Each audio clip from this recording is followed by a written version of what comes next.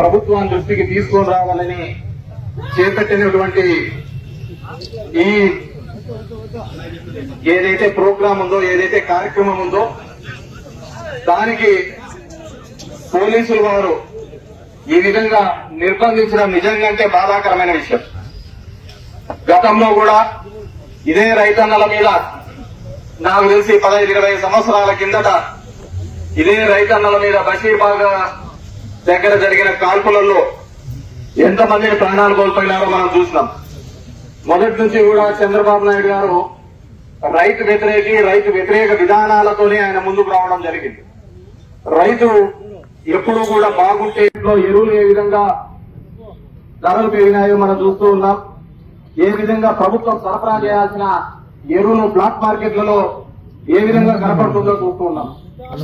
దానికి బ్లాక్ మార్కెట్ల దానికి సంబంధించి అన్ని పేపర్లలో చూస్తున్నాం. ఈడ స్టాక్ ఉంది, ఈడ సరుకు ఉంది అని చెప్పి చూపిస్తున్నారు. మరి మేము యాత్ర పెట్టక ముందు ఈ సరుకంతా ఎక్కడికి పోయింది? మేము ఈ ప్రభుత్వాన్ని ప్రశ్నించక ముందు ఈ సరుకంతా ఎందుకు కనపడకుండా పోయింది? ఆగస్టు మాసంలో బాగా ఉండాల్సిన యూరియా లభ్యత ఈ రోజు కనపడకుండా ఎందుకు పోతాందని చెప్పేసి అడుగుతున్నాం. దీనికి సంబంధించిన వ్యవసాయ శాఖ మంత్రి అచ్చెన్నాయుడు మాట్లాడతాడు.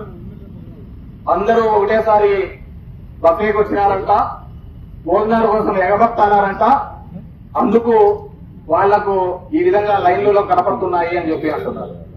అంటే రైతులు అనే వాళ్ళు నీకు కూటి కోసం దీనికోసం నీ లైన్లలో అడక తినే వాళ్ళలాగా నువ్వు పోలుతున్నావంటే, ఒక వ్యవసాయ మంత్రి మాట్లాడుతున్నాడంటే అంతకంటే దౌర్భాగ్యమైంది ఎక్కడైనా ఉందా అని చెప్పేసి నేను అడుగుతున్నా.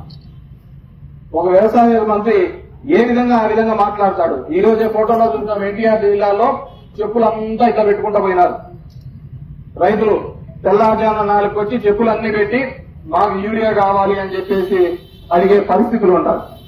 ఈ రోజు ఆ రైతాంగానికి ప్రభుత్వం క్షమాపణ చెప్పాల్సిందిగా ఈ మీటింగ్ ద్వారా కోరడం జరుగుతుంది.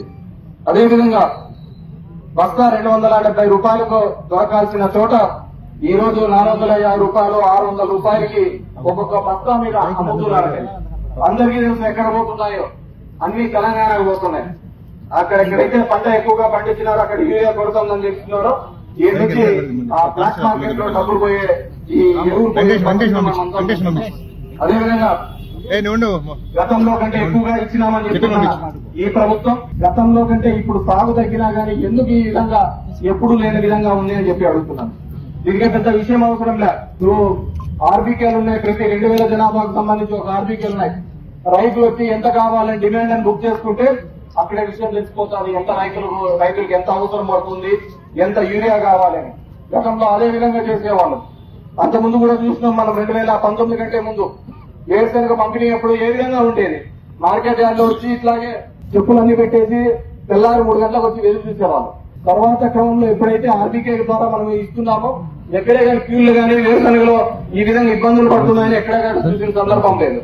ఎందుకంటే ఒక ఆలోచన విధానం ఉండాలి, రైతాంగానికి మేలు చేయాలని ఒక ఆలోచన విధానం ఉండాలి.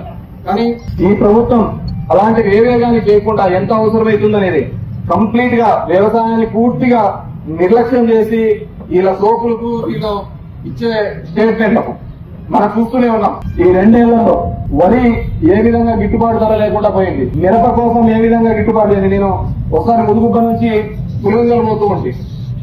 పులివెందులు పోతుంటే మా ముదుగుబ్బ నుంచి దగ్గర 500-600 మంది పొద్దున్నే బొలేరోలోనూ ఆటోలోనూ పోతున్నారు. ఏమా ఇట్లా వస్తున్నారంటే ఈయన మిరపకు ఉంది అని చెప్పి మిరప కోసం పోయడానికి పోతున్నాం పక్క దాంట్లోకి అన్నారు. సరే అని చెప్పి అమ్మకపల్లి దగ్గర అడిగిన, అక్కడున్న రైతులను అడిగిన ఏమైనా మిరప ఎంత పోతుందంటే గతంలో 53 కేజీలు ఒక మూటకి 53 కేజీలు వాళ్ళు లెక్కేస్తారట. 53 కేజీలకు లెక్కేసేది గతంలో 5,000-6,000 ఉండేది. ఇప్పుడు కేవలం 693 రూపాయలు 700 రూపాయలతో పోతుంది ప్రతి చోట కూడా. ఈ రోజు వరి, మిరప, పత్తి, జొన్న, కందులు, మినుములు, కసలు, మొక్కజొన్న, సజ్జలు, రాగులు, అరటి, చీని, పొగాకు, ఉల్లి ఏ దానికైనా చూడండి ఏ విధంగా కర్నూలులో జరుగుతా ఉల్లి రైతులు ఏ విధంగా రోడ్డు మీద వచ్చి పట్టడం చూడడం చూస్తున్నాం, రోడ్డు మీదకి రావడం చూడడం చూస్తున్నాం. ఈ విధంగా గతంలో కూడా 2019లో కూడా ఇదే విధంగా ఉల్లి రైతులకు ఇబ్బంది వచ్చిందా. మహారాష్ట్ర అక్కడంతా విపరీతమైన వర్షాలు పడ్డము, ఆ ఉల్లికంతా సమస్య రావడం, కర్నూలు జిల్లాలంతా రావడం చూస్తే ఆ రోజు దగ్గర దగ్గర 9,025 టన్నుల ఉల్లిని ప్రభుత్వమే కొనుగోలు చేసింది. ఏ రోజైనా ఇన్నాళ్ళు మనం వేరుశనగ పండించినామో ఏ రోజైనా మన ప్రభుత్వంలో రేట్ తక్కువ ఉందని బాధపడిన సందర్భం ఉందా? ఎప్పుడు నార్మల్గా పోతా అంటే 3,000 ఉంది, 3,000 ఉంది, 6,000 ఉంది, ఇంకే చెప్తుండేవాళ్ళు. ఈ రోజు చూడుకోండి, ఎప్పుడైతే తక్కువ వచ్చిందో ప్రభుత్వం మార్కెట్ ఇంటర్వెన్షన్ చేసేది, ప్రభుత్వం మధ్యలో వచ్చేది మేము కొంటామనేది. మనం కొంటామనేది కదా వ్యాపారస్తులంతా కూడా మళ్ళీ అదే రేటుకు రావాలి కదా అని మళ్ళీ వాళ్ళే తెచ్చేవాళ్ళు. ఈ రోజు వాటి గురించి మాట్లాడించే వాళ్ళే లేరు, ధరల స్థిరీకరణ గురించి ఆలోచించే వాళ్ళే ఈ రోజు కరువైన పరిస్థితి. అదేవిధంగా మన 13,500 ఇచ్చే వాళ్ళం, దీని వచ్చి 20,000 ఇస్తానని చెప్పా. అందరికి ఇచ్చి పడేస్తాను, నానేం అట్లేం లేదు ఎంత ఇచ్చినాడు ఏమన్నా? ఓ సంవత్సరం కొట్టి ఈ సంవత్సరం 5,000 ఇచ్చినాడు, ఓ సంవత్సరం కొట్టి ఈ సంవత్సరం 5,000 ఇచ్చినాడు. అంటే జగన్మోహన్ రెడ్డి గారు ఆలోచన ఏ విధంగా ఉంది, ఈ రోజు వీళ్ళ ఆలోచన ఏ విధంగా ఉంది అనేది ఆలోచించుకోవాల్సిన. కాబట్టి తక్షణమే ఈ బ్లాక్ మార్కెట్ పోయే దానిలన్నింటినీ కూడా నిలబెట్టాల్సిందిగా కోరుతున్నాం. అదేవిధంగా రైతులకు గిట్టుబాటు ధర ఎక్కడే కానీ కనిపించడం లేదు. ఇన్పుట్స్ వస్తున్నాయి, దాఖలాలు లేవు. ఇంతకుముందు నాకు బాగా గుర్తు, నేను ఎమ్మెల్యేగా ఉన్నప్పుడు ఆర్బీకే నుంచి క్రాప్ బుకింగ్ వచ్చేవాళ్ళు. మనమంతా కొద్దిగా 10 ఏం చేసేవాళ్ళు, తిరిగే తింటారు కానీ కందికి లెక్క వస్తుందని కంది రాయించేది. నష్టం ఏం జరిగిందో కందికి లెక్క వచ్చింటారు, తిరిగి లెక్క వచ్చిందట అన్న వాళ్ళు తప్పు రాస్తారు. మళ్ళీ రికార్డు చూస్తే వాళ్ళు ఈ విధంగా తప్పు రాస్తున్నారు. అసలు ఎన్నిసార్లు గాలివానలకు బీమత్సానికి వస్తే వేరుశనగకి ఎన్నిసార్లు ఇచ్చినారు, కందికి ఎన్నిసార్లు ఇచ్చినాము, అరటికి ఎన్నిసార్లు ఇచ్చినాము, ఎన్నిసార్లు కావాలంటే అన్నిసార్లు ఎన్ని నష్టం జరిగిన 3 నెలల లోపల మన డబ్బులు ఇచ్చేవాళ్ళం. మన చూస్తాం దాటితోట కావచ్చు, ఈదులపల్లి కావచ్చు, దామంపల్లి కావచ్చు, ముదుగురు మండలంలో, అదేవిధంగా తాడిమరి మండలంలో ఈదురుగాలకు వచ్చేలా అరటిచెట్లన్నీ పడతాయి. అందరూ వచ్చి ఫోటోలు దిగిపోయినారు. మేము అని చేస్తాం, ఇది చేస్తాం. ఏ ఒక్కడైనా ఎవడైనా గానీ ₹1 రైతులకు ఇచ్చిన దాఖలాలనైనా రాదు అంటున్నాం. ఒక్కడు కూడా ₹1 రైతులకు ఇచ్చి ఆదుకున్న దాఖలాలు ఎక్కడా కనపడతారు. కాబట్టి మనం అందరం కూడా ఆలోచించుకోవాల్సిన అవసరం ఉంది. ఏ విధంగా వీళ్ళు ఈ ప్రభుత్వం నష్టం తీసుకొని వస్తుంది, ఏ విధంగా వీళ్ళు ఇబ్బంది చేస్తున్నారు. అంత వద్దుకయ్యా మన ధర్మవరంకి సంబంధించిన చెరువులు, ఏ చెరువులైనా వీళ్ళు ప్రయత్నం చేసినారా? ఏ చెరువులైనా చేసినారా? తిరగని చెరువులే. ఇప్పుడు చూసుకోండి, 1,000-1,500 అడుగులు ఎత్తే కానీ నీళ్లు పడలేని పరిస్థితి. ఎంతమంది పంట ఎత్తి పెట్టుకున్నారో చూసుకోండి. పునుకుంట్ల పోయి చూడండి, ట్రాక్టర్లలో నీళ్లు తోలుతున్నారు. అగ్రహారం చెరువు నింపినారు, ఎప్పుడైనా కనుక్కోండి. తాడిమరి చెరువు నింపినారా కనుక్కోండి. ముస్తూరు చెరువు నింపినారా, మల్కాపురం నింపినారా, లేకుంటే చింతలపల్లి చెరువు నింపినారా? వర్షం నీళ్లు వచ్చిన దాళ్లకు 67 టంకాయలు కొట్టుకున్నారే తప్ప వీళ్ళు ఏ రోజైనా కానీ ఒక చెరువు నింపాలని కానీ ఏదైనా కానీ ఒక ప్రయత్నం చేశారని నేను అడుగుతున్నాను. అప్పుడా చెరువు నింపినారా? నింపలేదు. ఉన్న నీళ్ళు ఇప్పేసి మట్టి తోలుకోవడానికి, సీసీలు అమ్ముకోవడానికి సరిపోయింది. ఎక్కడ కావాలంటే చెరువులు ఖాళీ ఉంటే ఇలా మేలు, మట్టాపరం బాగా జరుగుతారు. చెరువులు నిండుగా ఉంటే అది జరగదు కదా. బొగ్గు వ్యాపారం మనం కొట్టుకున్నారు కదా, బొగ్గుల కోసం 20,000 కోసం ఆయుధాలు చూపించినారు, గన్నులు చూపించినారు 20,000 కోసం. కాబట్టి ఎక్కడే కానీ రైతాంగానికి ఇది మేలు చేయాలి అని ఒక ఆలోచన మోహన్ నాయుడుకి లేదు, మొదటి నుంచి కూడా ఈ కూటమి ప్రభుత్వానికి లేదు. మన ఏదో జీఎస్టీ తగ్గించినామని కూటమి ప్రభుత్వం సంఖ్యలు కూర్చుకుంటున్నాం అంటూ మళ్ళీ చెప్తున్నారు. 9 ఏళ్ల భారం నుంచి మేము తగ్గించినారు. మరి 9 ఏళ్ల కింద వేస్తే నువ్వు 9 ఏళ్ల కింద వేస్తే నువ్వే కదా. అంటే నువ్వే అనేది నువ్వే మందు పట్టించేది, మేమంతా సంఖ్యలు కూర్చుకుంటా ఉన్నాం. మా దరిద్రం అంతా వేసింది ఇక్కడ. ఈ రోజు హంద్రీ నివా ద్వారా కావచ్చు, ఇది కావచ్చు. ఇప్పుడు జిల్లేడు పంట నేను 30 తీసుకొని వచ్చినాను. 25,000 ఎకరాలకు ఆయకట్టి ఎలక్షన్ల ముందు పొడిచినారు. కేతిరెడ్డి అన్యాయం చేసినాడు, కేతిరెడ్డి అది చేసినాడు, ఇది చేసినాడు. నేను చెప్పిన అయినా వాళ్ళకి రైతులకి డబ్బులు ఇచ్చేంత వరకు చేయద్దు, వీళ్ళు పొడిచేసినారు. మళ్ళీ గెలిచిన తర్వాత కూడా వచ్చినారు. దానికి సంబంధించి మంత్రులు వచ్చినట్టు లేదు తెలుసు కానీ ఈ సత్యకుమారు వీళ్ళందరూ వినారని పోయి చెప్పినారు. ఇంతవరకు ఒక్క మట్టి తట్టడి మట్టి అయినా ఇచ్చినారా అని అడుగుతున్నారు. ఆ రోజు నేను అన్యాయం చేసినానని చెప్పి చెప్పి చేసినారు కదా, మనం నువ్వెందుకు చేయలేకపోతున్నావు న్యాయము, నువ్వెందుకు ఇప్పలేకపోతున్నావు న్యాయము?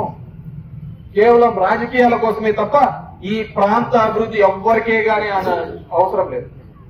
కేవలం ఈ ప్రాంతంలో ఉన్న ఇక్కడ ఉన్న వాళ్ళను ఓట్లుగా దండుకునే ప్రయత్నమే చేశారే తప్ప ఇక్కడ మేలు చేయాలనే కార్యక్రమం ఏ రోజు కూడా చేయలేదు. మేము చేసాం. ఆడ పోతుంటే ఆర్డీటీ వాళ్ళని అడిగాం, సార్ ఇక్కడ చెక్ డ్యాములు కట్టండి, మాకు చెక్ డ్యాములు కట్టి ఈ ప్రాంతంలో వాటర్ టేబుల్ పెరుగుతుందని చెప్పేసి ఆ రోజు మేము స్వయంగా మా కాంట్రిబ్యూషన్ కూడా పెట్టేసి ఆ రోజు చెక్ డ్యాములు కట్టించాం. దాని ద్వారా ఉప్పలపల్లి చెరువులు ఇవన్నీ కూడా నిండే పరిస్థితి. మన దళితం ఏంటంటే ఇక్కడ ఉన్న ఎమ్మెల్యే కానీ ఇక్కడ ఉన్న వాళ్ళకి కానీ ఏ ఊరు ఆడున్నాయి కూడా తెలియదు. 2 సంవత్సరాలు అయితే ఏ ఊరు ఎక్కడుందో కూడా తెలియదు. ఏ ఊరు ఏం సదుపాయాలు ఉన్నాయో లేవు. ఈయన వెంకయ్యనాయుడు పిఏ, ఈయనకి ఇంకా ఇద్దరు పిఏ, ఆ పిఏలు కూడా ఈయన తిరిగేది. మన దరిద్రాలు అట్టున్నాయి. అంటే మనం ఇదేం కాదు, మన ఓటు తెచ్చుకున్న ఇది అన్నమాట ఇవన్నీ కూడా. ఈ ప్రాంతం గురించి అవగాహన లేకపోవడం, ఇక్కడ వారికి మేలు చేయాలనే ఒక సంకల్పం ఇక్కడున్న నాయకులు లేకపోవడం వల్లనే ఈ రోజు ఇటువంటి దౌర్భాగ్యమైన పరిస్థితి ఈ రోజు ఈ నియోజకవర్గానికి, అదే విధంగా ముఖ్యమంత్రిగా చంద్రబాబు నాయుడు లాంటి వాళ్ళు ఉండడం వల్లనే ఈ రాష్ట్రానికి ఇంత పరిస్థితి ఏర్పడిందని చెప్పేసి తెలియజేసుకుంటూ, రాబోయే కాలంలో అయినా సరే మన ధర్మవరంలో ఉన్న చెరువులు నింపాలి. ఇక్కడ ప్రతి రైతుకు కూడా గిట్టుబాటు ధరలు, అకాల వర్షాలకు కావచ్చు, గాలివానలకు కావచ్చు, పడిపోయిన పంటలు. ఎందుకంటే హార్టికల్చర్ పంట చీప్ గా కాదు, అరటి పంట అయితే ఎంత కష్టం అవుతుందో ఎంత నష్టం వస్తుందో తెలుసు.